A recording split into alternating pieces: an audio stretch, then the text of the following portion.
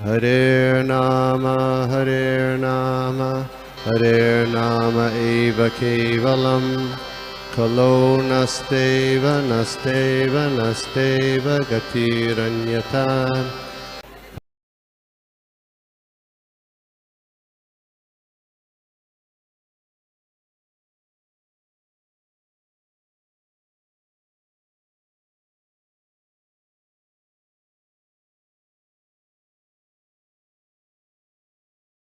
हरे कृष्णा, सभी के चरणों में प्रणाम। आज का भागवतम कक्षा शुरू करते हैं हम प्रार्थना से। ओम नमो भगवते वासुदेवाय। ओम नमो भगवते वासुदेवाय। ओम नमो भगवते वासुदेवाय। ओम नारायणं नमस्कृत्य नरं चैवं नरोत्तमं देवीं सरस्वतीं व्यासं ततो जयाम् उदीरयेत्। नष्टप्रायेषु अपद्रेषु नित्यं भागवत सेवया भगवती उत्तमा श्लोके भक्तिर्भवती नैष्ठकी। ओम अज्ञानतिमिरान्धस्य ज्ञानाञ्जनशलाकया चक्षुरुन्मिलितं येन तस्मै श्रीगुरवे नमः। श्रीचैतन्यमनोभीष्टं स्थापितं येन भूतले स्वयं रूप कदा मह्यं ददाति स्वपदान्तिकं। वन्देऽहं श्रीगुरोः श्रीयुतपदकमलं श्रीगुरून् वैष्णवांश्च। श्रीरूपं साग्रजातं सहगण रघुनाथान्वितं तं सजीवं साद्वैतं सावधूतं परिजनसहितं कृष्णचैतन्यदेवं श्रीराधा कृष्णपादान् सहगण ललिता श्रीविशाखान्वितांश्च। नमो विष्णुपदाय कृष्णपृष्ठाय भूतले श्रीमते भक्तिवेदान्त स्वामिनिति नामिने। नमस्ते सारस्वते देवे गौरवाणी प्रचारिणे निर्विशेष शून्यवादी पाश्चात्य देश तारिणे। जय श्रील प्रभुपाद। श्रील प्रभुपाद की जय।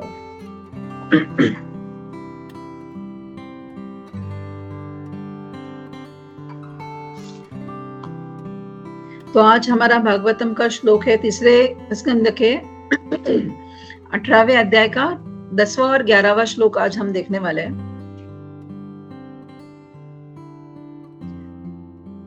I'll read the श्लोक 10th number का। 10th number श्लोक is saying श्री भगवान उवाच सत्यं वयंभो वनवोचरा मृगा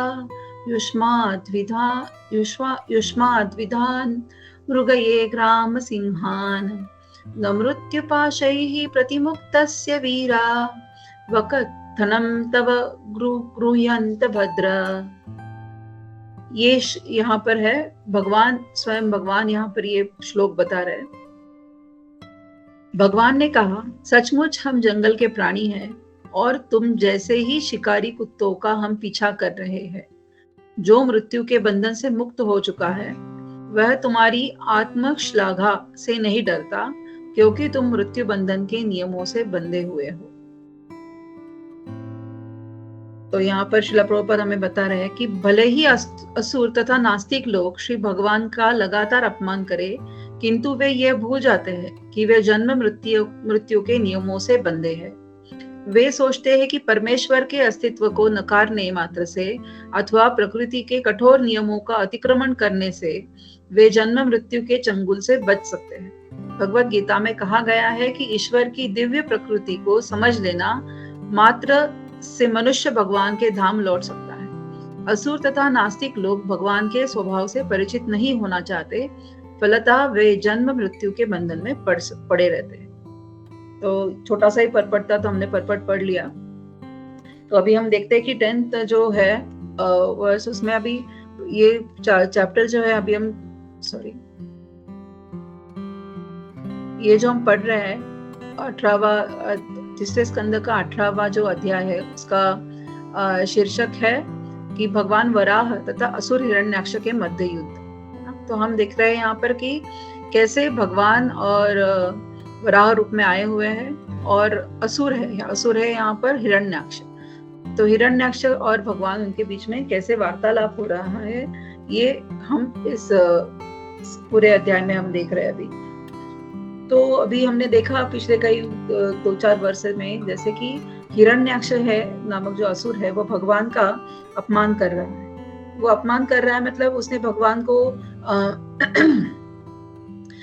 पशु करके पुकारा है वहां पर, और अलग अलग शब्दों से वो भगवान का अपमान कर रहा है। और उसका क्या हो रहा है, भगवान क्या कर रहे हैं, उसके एकदम शांति से अभी तक उसको सुन रहे हैं, और उस वजह से उसका क्रोध बढ़ रहा है। यहाँ पर हमें बताया है कि भगवान एक हाथी जैसे अपनी हाथिनी को बचाकर समुद्र से निकल आता है बाहर पानी से, वैसे ही भगवान पृथ्वी माता को अपनी इस पे लेकर, टस्क पे लेकर वो बाहर आ रहे हैं।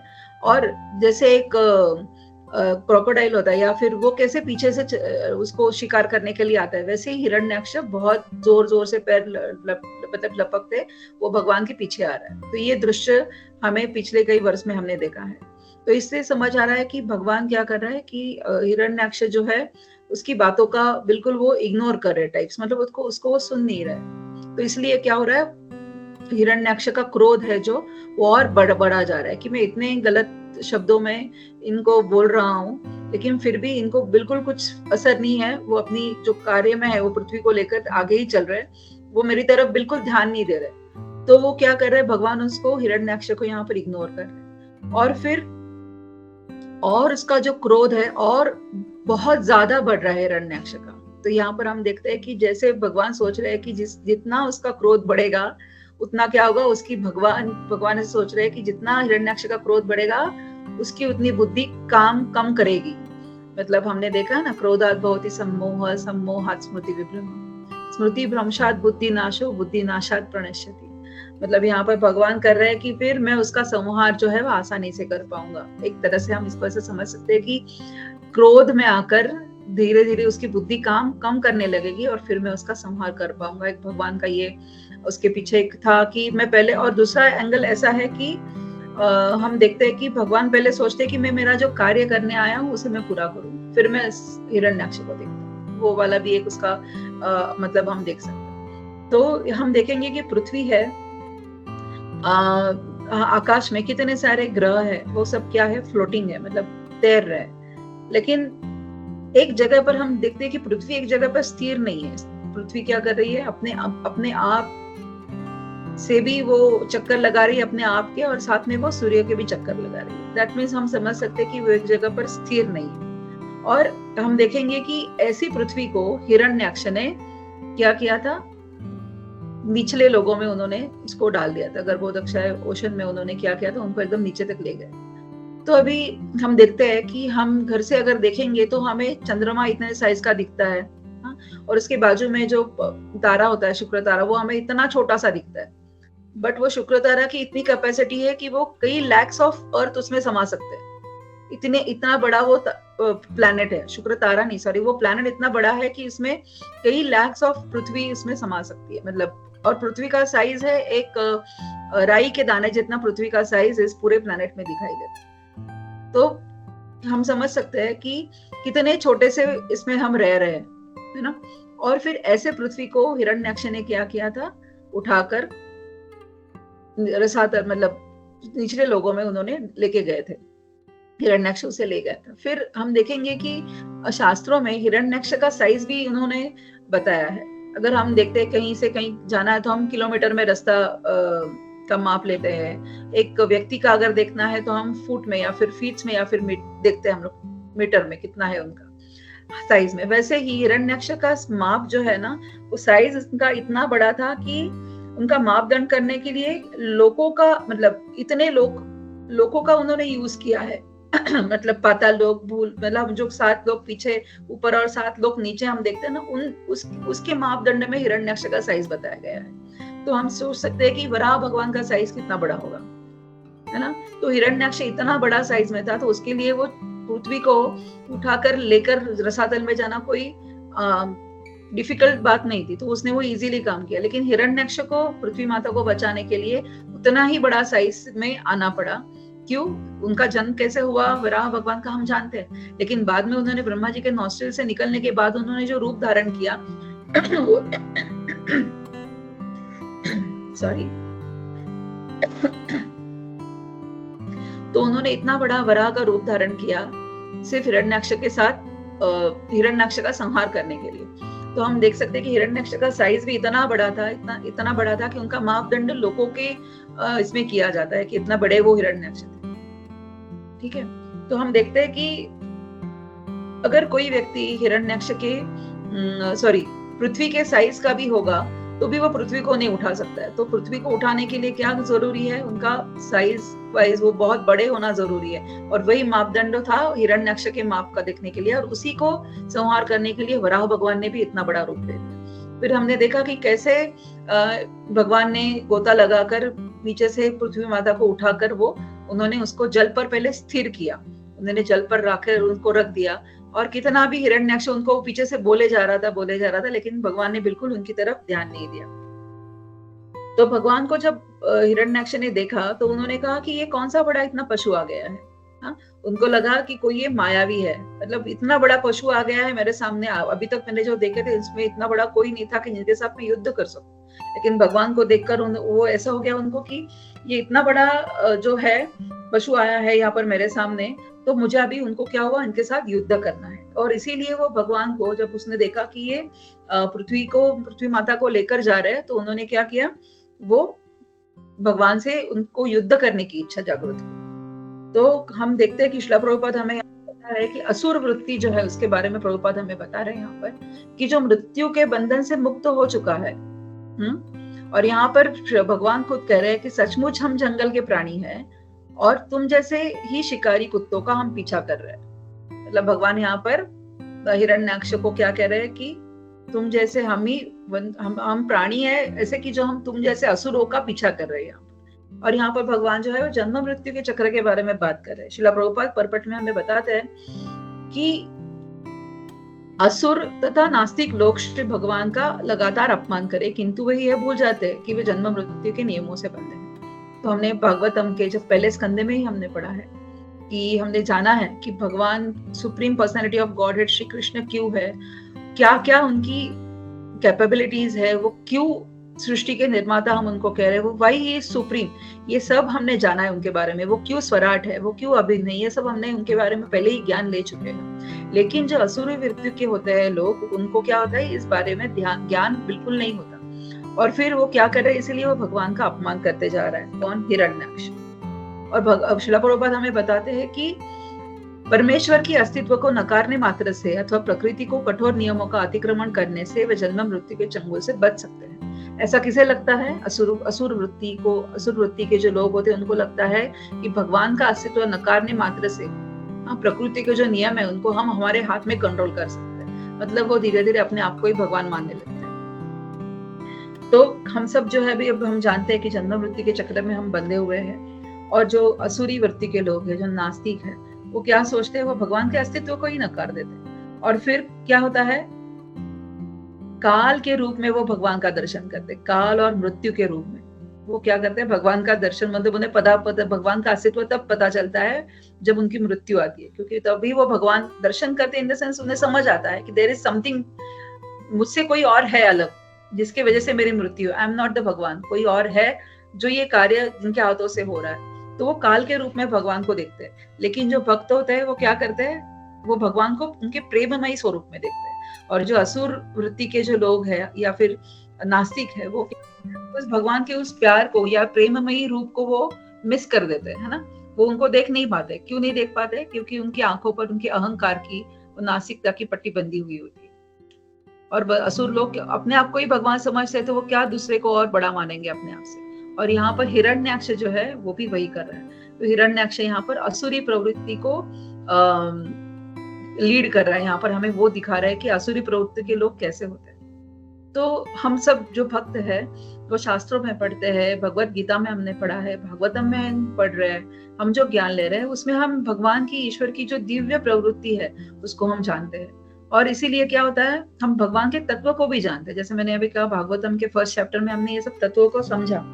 तो जो भक्त होते हैं वो भगवान की इस तत्व को जानते हैं, और फिर क्या होता है, इस वजह से वो जन्म मृत्यु के चक्र से छूट जाते हैं। मतलब हम सभी शुद्ध भक्त बनने के प्रोसेस में है ना। हमने एटलीस्ट ये हमारी जर्नी शुरू करी है। तो इसीलिए धीरे धीरे क्या होगा, हमें ये तत्व जो जानना है हमें, या फिर भगवान के जो दिव्य प्रवृत्ति को हमें जानना है, उसको हम जान पाएंगे। और धीरे धीरे शुद्धता के हम और जब बढ़ेंगे तो इस जन्म मृत्यु से चक्र से हम बच सकते हैं। लेकिन जैसे मैंने कहा कि असुर प्रवृत्ति के लोग हैं या फिर जो नास्तिक है, उनको भगवान का जो रूप है वो काल के रूप में ही उनको दिखाई देता है जब उनकी मृत्यु होती है। शिला प्रभुपाद ने हम देखते हैं कि बैक टू गॉड हेड नामक मासिक जो है वो उन्होंने खुद ने उसको प्रिंट कर लिखते थे, फिर प्रिंट करते थे और फिर खुद जाके इनिशियल स्टेज में दिल्ली में जब थे तो वो क्या करते थे, खुद जाके उस मासिका को वो बांटते थे। वो ऐसा कर रहे थे, क्यों कर रहे थे? क्योंकि वो जानते थे कि कृष्ण का नाम, वो चाहते थे कि कृष्ण भगवान का नाम सब तक पहुंचे। और वो जानते थे जो नास्तिक प्रवृत्ति के लोग हैं, जो असुरी प्रवृत्ति के समाज में लोग हैं, उनको ये नाम अगर मिल जाएगा तो ही काफी है और ये नाम से ही उनका उद्धार होगा। ये श्रील प्रभुपाद जानते थे और इसीलिए वो क्या करते थे, इस नाम को फैलाने के लिए, भक्ति योग को लोगों को सिखाने के लिए ये कार्य करते थे। एक हरिपाद प्रभु जी और फालिनी माता जी, एक श्रील प्रभुपाद के ये डिसाइपल्स है। वो हम जब कोलंबो में रहते थे तो माता जी एंड प्रभु जी हमेशा कोलंबो विजिट करते थे। अभी जस्ट ये याद आया तभी मैं आपको बता रही थी यहाँ पर कि वो हमेशा कोलंबो विजिट करते थे और अपार्टमेंट्स थे हमारे, तो कहीं ना किसी के पास वो रहते थे, स्टे के लिए रहते थे। लेकिन हरिपाद प्रभु जी है, वो प्रभु जी से जब बात कर, माता जी इसके साथ में नहीं ये बातें उन्होंने शेयर करी थी, बट मैं प्रभु जी वो शेयरिंग इट विद मी कि जब प्रभु जी इनसे बात करते थे, सब जितने भी प्रभु जी से उनके साथ में, तो वो स्पेसिफिकली कहते थे कि शिला प्रभुपाद ने उनके लिए क्या किया है। वो कहते थे कि हम पूरे हिप्पी थे, हिप्पी से हैप्पी बनाया, हम सुनते हैं ना, तो वो उनका प्रैक्टिकल एग्जांपल बता रहे थे कि हम जिस सिचुएशन में थे पहले, जहां से श्रील प्रभुपाद ने हमें उठाकर यहाँ तक लाया है, तो हम अगर पहले वाले सिचुएशन में थे तो आप हमसे एक आधा, जैसे कहते हैं ना, एक हाथ, इतने कम डिस्टेंस से भी आप हमसे बात नहीं कर सकते थे। इतने हमारी मुंह से गंदी बदबू आती थी, हमारे दांत पीले हुए थे, our teeth were yellow or our mouths were stinking like anything, but still Srila Prabhupada has done this with us कि उन्होंने हमें रियली, आज जो हम दिख रहे हैं कि हम धोती पहन रहे हैं, शिखा रख रहे हैं, क्लीनलीनेस कर रहे हैं, भगवान का नाम ले रहे हैं, that is only and only because of Srila Prabhupada। मतलब ये जो बात हमने प्रभुपाद की जो शिष्य है उनके मुंह से सुनी हुई ये बात है कि किस तरह से श्रील प्रभुपाद ने भगवान के नाम का प्रचार किया है और किस हद तक किया है कि लोगों को पूरी माया से उनको बाहर निकाल कर वो लेके आए। अभी फिलहाल मैं देख रही थी, यूट्यूब में आ रहा था, मायापुर में श्रील प्रभुपाद के जो डिसाइपल्स है उनके लिए एक छोटे छोटे श्रील प्रभुपाद के जो बनाए हैं रशियन डिवोटीज ने, श्रील प्रभुपाद की मूर्ति बनाई है और वो उनके जितने भी डिसाइपल्स है अभी उनको वो दे रहे थे। तो वो लेने के बाद में बहुत सारे श्रील प्रभुपाद डिसाइपल्स जो है वो अपनी फीलिंग्स बता रहे थे। तो बहुत सारे डिवोटी डिसाइपल्स जो है वो बता रहे हैं, अभी सीनियर जो डिवोटीज है वो बता रहे हैं कि श्रील प्रभुपाद ने कैसे उनको इस भक्ति मार्ग पर लाया, and because of Srila Prabhupada we are here, कि आज हम भगवान का नाम ले रहे हैं। And most of them are like Europeans, Americans वैसे ही है, इंडियन भी है उसमें, नहीं ऐसा नहीं कि नहीं है, but still they are sharing their experience कि वो कैसे यहाँ तक आया। तो श्रील प्रभुपाद ने जो है ये असुरी प्रवृत्ति के बारे में अगर बात हो रही है यहाँ पर, नास्तिकवाद की बात हो रही है यहाँ पर, तो श्रील प्रभुपाद ने कैसे यहाँ पर लोगों में परिवर्तन लाया है। तो यही शुरुआत उन्होंने करी थी जब वो Godhead, back to Godhead magazine वो छापते थे और उसकी सब जगह पर उसको वो बांटते थे, क्योंकि श्रील प्रभुपाद को क्या करना था, प्रचार करना था। और हमारा मिशन ही वही है कि हमें भगवान का नाम जो है वो भगवान का नाम हमें लोगों तक पहुंचाना है ना। कि कहते हैं ना कि एक भक्त बनाने के लिए इतना मिलियंस ऑफ टन्स ऑफ खून बहाना पड़ता है, तब जाके एक भक्त बनता है। भक्त बनता है मतलब ऐसा नहीं है कि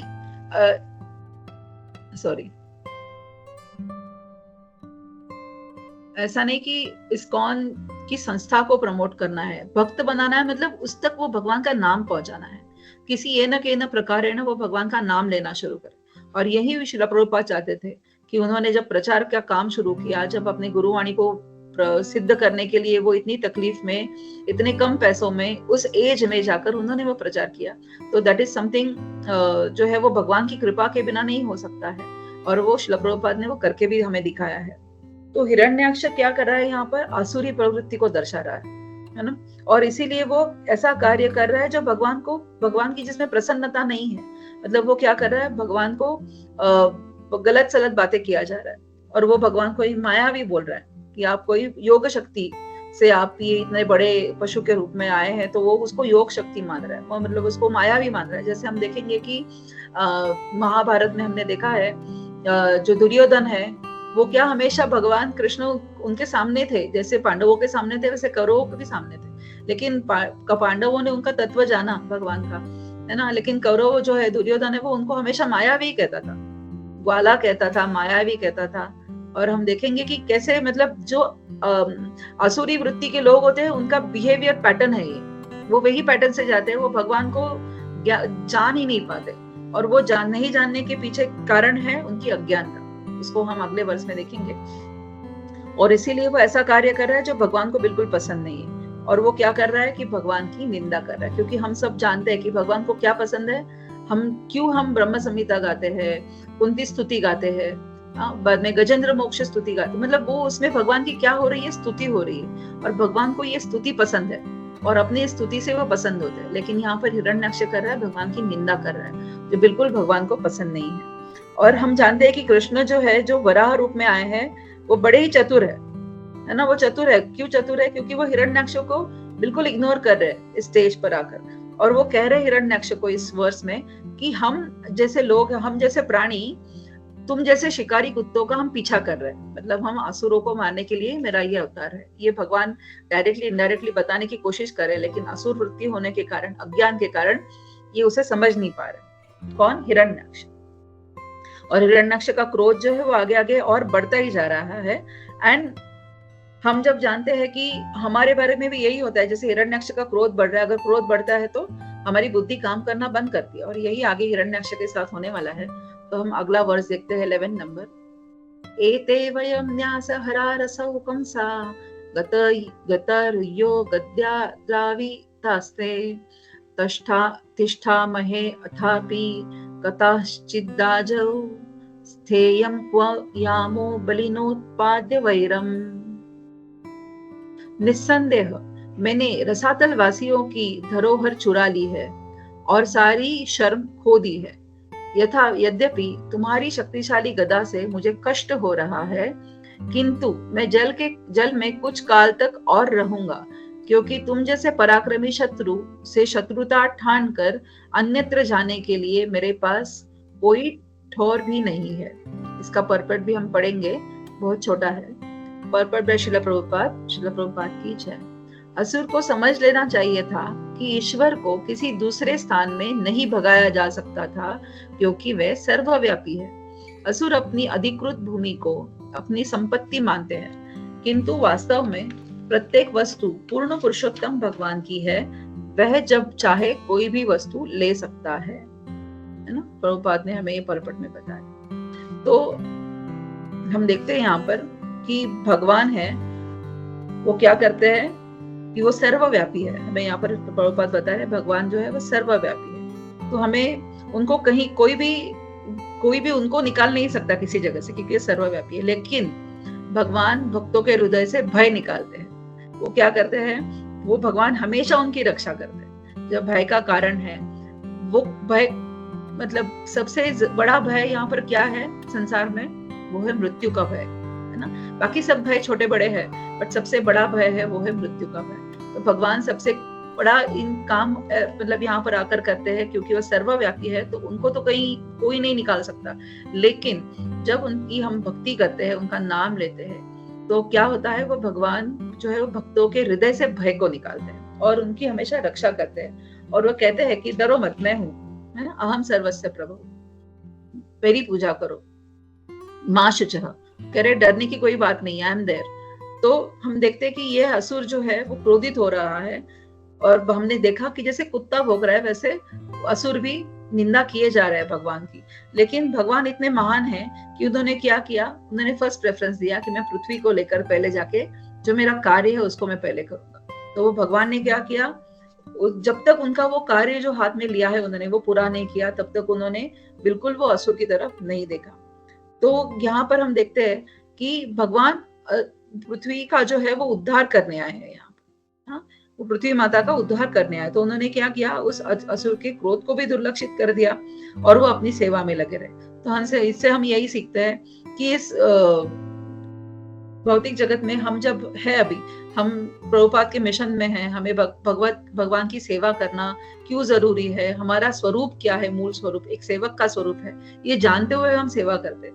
लेकिन ऐसे करते हुए हम वो करते हुए बहुत सारे डिफिकल्टीज आते हैं, है ना, डे टू डे लाइफ में कितने सारे हिंड्रेंस आते हैं, मतलब कठिनाइयां आती है वो करते हुए। It's not easy path always, इतना इजी हमेशा सबके लिए नहीं होता, किसी के लिए नहीं होता रादर। तो कुछ ना कुछ किसी को हेल्थ प्रॉब्लम है, किसी को टाइम सेवा करने का मन है लेकिन समय उनको प्राप्त नहीं होता, किसी को सेवा करने का मन है लेकिन क्या कहते हैं जिसको शरीर उनका साथ नहीं देता। लेकिन हर किसी के लिए कुछ ना कुछ सेवा रखी हुई है यहाँ पर। आपके पास समय कम हो या आपके पास फिजिकल इनएबिलिटीज हो, फिर भी आप सेवा कर सकते हैं। हम चैतन्य चरण प्रभु जी को देखते हैं कि उनको पोलियो हुआ है, वो हाथ में उनके हमेशा दोनों हाथ में उनके सपोर्ट के साथ ही वो चलते हैं, but still he is preaching all over the world. मतलब फिजिकल इनएबिलिटी कोई रोक नहीं सकता, मतलब अगर प्रचार करने के लिए किसी को अगर सेवा करनी है प्रचार की तो उनको वो रोक नहीं सकते। लेकिन वराह अवतार जो यहाँ पर भगवान लेकर आए थे वो दो कार्यों के लिए आए थे, एक तो था पृथ्वी माता का उद्धार करना और दूसरा था हिरण्याक्ष का वध करना। तो उन्होंने अभी भगवान ने फर्स्ट ऑफ ऑल उनके जो पहला कार्य है उसके ऊपर कॉन्सेंट्रेट किया है, वो है पृथ्वी माता का उद्धार करना। इसलिए उन्होंने पहले पृथ्वी माता को जल से निकाला है और उनको पहले उन्होंने स्थित किया है। तो यहाँ पर हम देखते हैं कि कितना भी क्रिटिसिज्म हम सेवा करते वक्त हमें मिल जाए, है ना, या फिर कितने भी डिफिकल्टीज आए, फिर भी हमें सिर्फ ये देखना है कि जितनी हमें सेवा मिली है उसे हम ठीक से करें, उसको हम हमारा 100% दे, क्योंकि ये सेवा बड़ी मुश्किल से मिलती है। और जो भगवान की सेवा है, गुरु वैष्णवों की सेवा है, वो बड़ी मुश्किल से मिलती है। कितना हम चाहते हैं कि हमें ये सेवा मिले, लेकिन नॉट नेसेसरी कि हमें वो सेवा मिलती है। और हमें मैंने किसी क्लास में भी रिसेंटली सुना था कि राधेश्याम प्रभु जी की क्लास में सुना था कि बहुत सारे ऐसे भी डिवोटीज होते हैं कि जो एक सेवा से क्या कहते हैं खुश नहीं होते। उनको एक पर्टिकुलर, मतलब अगर उनको एक सेवा दी गई है एग्जाम्पल, तो वो अगर उस सेवा से खुश नहीं है, बट उनकी डिजायर कुछ अलग सेवा करने की है, तो थोड़ी देर वो सेवा करेंगे, फिर ये सेवा करेंगे, फिर वो मल्टीपल सेवाएं करते रहेंगे, बट किसी एक भी सेवा में परफेक्ट नहीं है या फिर पूरी मन से नहीं करेंगे। तो आप भले मल्टीपल सेवा करो, बट लेकिन क्या करना है आपको, वो सेवाएं पूरे मन से करनी है, वो सेवा 100% आपका वहां पर देना है। जैसे यहाँ पर भगवान हमें सिखा रहे हैं कि उन्होंने कितना भी असुर पीछे से उनको निंदा किया जा रहा है, उनके ऊपर गदा से वार कर रहा है, भगवान कह रहे हैं यहाँ पर कि ऐसे नहीं कि मुझे आपकी गदा से कष्ट नहीं हो रहा है, यद्यपि तुम्हारी शक्तिशाली गदा से मुझे कष्ट हो रहा है, किंतु मैं जल में कुछ काल तक और रहूंगा, क्योंकि तुम जैसे पराक्रमी शत्रु से शत्रुता ठान कर अन्यत्र जाने के लिए मेरे पास कोई ठौर भी नहीं है। मतलब यहाँ पर भगवान कह रहे हैं कष्ट तो मुझे भी हो रहा है, लेकिन मैं तुम जैसे पराक्रमी, मतलब यहाँ पर हिरण्याक्ष को पराक्रमी बता रहे हैं, तो मैं तुमसे शत्रुता तुमसे जो है वो मैं उसे निभाऊंगा, डोंट वरी, पहले ये मेरा कार्य पूरा हो जाए, फिर मैं तुम्हारी तरफ भी देखूंगा। भगवान वांट टू से दैट। तो श्रीला प्रभुपाद जो हमें बता रहे हैं कि भक्तों को हमेशा क्या है, सेवा के लिए तत्पर होना चाहिए, है ना, और किसी भी परिस्थिति में सेवा का त्याग नहीं करना चाहिए। मतलब अगर कोई सेवा अब तक चलकर आ रही है तो आपको उसका त्याग नहीं करना है। किसी भी कारणवश अगर आप नहीं कर पा रहे हो तो वो that is different part, but जितना हो सके आपको वो सेवा निभानी है आपकी, और वो भी 100% पूरी मन से निभानी है उसको आपको। जैसे हमने देखे एग्जाम्पल्स शास्त्रों में, प्रहलाद महाराज का एग्जाम्पल देखा, अम्बरीश महाराज का एग्जाम्पल देखा कि जब वो भगवान का सेवा में लगते हैं तो वो पूरी तरह से लगते हैं, अपना सब कुछ पीछे छोड़कर लगते हैं, जो कष्ट में भी भगवान को सर्व करते रहते हैं, है ना। हमने देखा कितना कष्ट उनको हो रहा है, फिर भी उन्होंने भगवान परिस्थिति में भी सर्व किया। प्रहलाद महाराज की तो हम कथा जानते हैं अच्छे से। तो वैसे ही हमें भी कृष्ण भगवान की जो सेवा है उस पर कभी भी विचलित नहीं होना है, बिना विचलित हुए पूरे मन से हमारा 100% देकर हमें भगवान की सेवा करनी, फुल कंसंट्रेशन से करनी है। ऐसे नहीं मिली है सेवा, उसको कैसे भी निपटा दिया और हम बस चल दिया आगे, नहीं, पूरी कंसंट्रेशन के साथ में हमें भगवान की सेवा करनी है। और उसी वजह से हम क्या हो सकता है, भक्ति में आगे बढ़ सकते हैं, हमारी साधना अच्छी हो सकती है, हम भक्ति में आगे बढ़ सकते हैं, हमें वैष्णवों का एसोसिएशन मिल सकता है, हमें और सेवा मिल सकती है। क्योंकि इन जनरल लाइफ में भी हम देखते हैं, अगर हम ऑफिस में जाते हैं, हमें एक काम मिल रहा है, अगर वो काम हम पूरी ध्यान लगाकर अगर करते हैं तो ही हमें कोई अगला काम, नया काम देगा, अदरवाइज क्यों ही देगा हमें काम, क्योंकि एक ही काम हमने मिस कर दिया तो हमें नया काम क्यों दे, और इसमें हमारा ही लॉस है, हमें नई चीजें सीखने नहीं मिलेगी, है ना, भौतिक जगत की बात की जाए तो। वैसे ही अगर हमें भक्ति में आगे बढ़ना है तो हमें हमारी जो सेवा मिलती है उसको पूरी तरह से आगे लेके जाना है, उसको कंप्लीट करना है। तो हम देखेंगे कि हिरण्याक्ष जैसे असुर के पास इतनी डेयरिंग आती कहाँ से है कि वो सीधा उठकर भगवान की निंदा करना शुरू कर देते हैं। हाँ, ये तो सोचने वाली बात है कि उसने देखा और उसने सीधा सीधा भगवान की निंदा करना शुरू कर दिया। तो उसको हम समझते हैं वो है अज्ञान। अज्ञान के कारण हिरण्याक्ष ये बात कर रहा है। क्यों? क्योंकि उसके पास ज्ञान ही नहीं है कि ये वराह रूप में आया हुआ पशु जो है, जिसको पशु कह रहे हैं, वो स्वयं भगवान है। हाँ, उसको वो ज्ञान से वो परे है, इस ज्ञान से, इसीलिए वो भगवान की निंदा किया जा रहा है। तो क्या कर रहा है कि जो असुर प्रवृत्ति के लोग, जो हमने पिछले वर्ष में भी देखा, वो भी यही गलती करते हैं कि उनके पास वो ज्ञान की कमी होने के कारण और उस अज्ञानता के कारण ही वो क्या खुद को ही भगवान मानने लगते हैं और वो अपने जैसे कुपमंडूक जैसे अपनी एक दुनिया बनाते हैं, उसी में वो खुश रहते हैं। उनको भगवान है, उनका हमारा क्या स्वरूप है, हम नित्य सेवक है और भगवान की सेवा कैसे की जाती है, भगवान की स्तुति कैसे की जाती है, दूसरों को भगवान के बारे में कैसे बताया जाता है, इन सब चीजों से वो परे होता है। मतलब उनको इन चीजों का ज्ञान नहीं होता। वही कारण है वो हिरण्याक्ष जो है वो अज्ञानता के कारण भगवान की निंदा यहाँ पर किए जा रहा है। तो हमेशा हम देखते हैं कि भगवान को प्रसन्न करना मतलब क्या है। हम डायरेक्टली जाके भगवान को प्रसन्न नहीं कर सकते, हमें पहले भक्तों को प्रसन्न करना होता है, तभी जाकर भगवान प्रसन्न होते हैं। हम भगवान को भोग भी ऑफर करते हैं तो हम पहले श्रील प्रभुपाद का मंत्र कहते हैं, फिर हम हमारे गुरु महाराज का मंत्र कहते हैं और फिर हम भगवान को भोग ऑफर करते हैं, उनके थ्रू करते हैं, है ना। तो हमें क्या करना है, भगवान को प्रसन्न करना मतलब पहले भक्तों को हमें प्रसन्न करना है। और लेकिन यहाँ पर क्या है, पृथ्वी माता जो है वो भगवान की भक्त है, लेकिन हिरण्याक्ष ने क्या किया है, उनके भक्त को अपमानित किया है, उनसे उन्होंने गलत व्यवहार किया है। तो फिर कैसे ही भगवान उस पर खुश होंगे। एग्जैक्टली यही डिफरेंस यहाँ पर असुरी प्रवृत्ति के लोग और जो भक्त है उनकी प्रवृत्ति में क्या फर्क होता है, यहाँ पर हम समझ सकते हैं। तो उन्होंने क्या, भगवान का जो रूप उनके सामने आकर वराह भगवान जब खड़े हुए, उन्होंने उनको पहचाना ही नहीं कि ये भगवान का रूप है, इसलिए वो उनकी निंदा करते गए। तो अज्ञान का अंधकार जो है, हम समझ सकते हैं वो अज्ञान का अंधकार बहुत भयानक है, उसको हम लाइटली हमें नहीं लेना चाहिए। जैसे हम अब शास्त्र पढ़ रहे हैं तो हमें ये ज्ञान है, लेकिन आई एम टॉकिंग अबाउट जो भौतिक जगत में इतर लोग हैं, जो नास्तिक है, जो असुरी प्रवृत्ति उनमें है, ज्यादा मात्रा में है, तो उनका जो अंधकार है, जो ये अज्ञान का उनमें जो है शरण, जिसमें वो घिरे हुए हैं, उसको लाइटली नहीं लेना चाहिए। वो क्यों लाइटली नहीं लेना चाहिए? क्योंकि वो बहुत भयानक होता है। क्योंकि इस अज्ञानता के अंधकार में डूबने के कारण ही वराह भगवान हिरण्याक्ष से जो गलती हो रही है वो हो सकती है ना। तो हमें भी हिरण्याक्ष से ये बहुत नीचे के लोगों में ले जा सकता है। ये अज्ञानता का अंधकार जो है वो हमें कभी ऊपर उठने नहीं देगा, हमेशा it will keep us down. और इसीलिए भौतिक जगत में रहकर भी हम भगवान के बारे में ज्ञान लेते रहना हमें जरूरी है। इसीलिए इस बात में जब हम जुड़ते हैं श्रील प्रभुपाद के इस मिशन में, तो हमें इसे कभी छोड़ना नहीं है। कहीं भी जाए लेकिन वापस यहीं आना है हमें, कृष्ण भगवान के पास।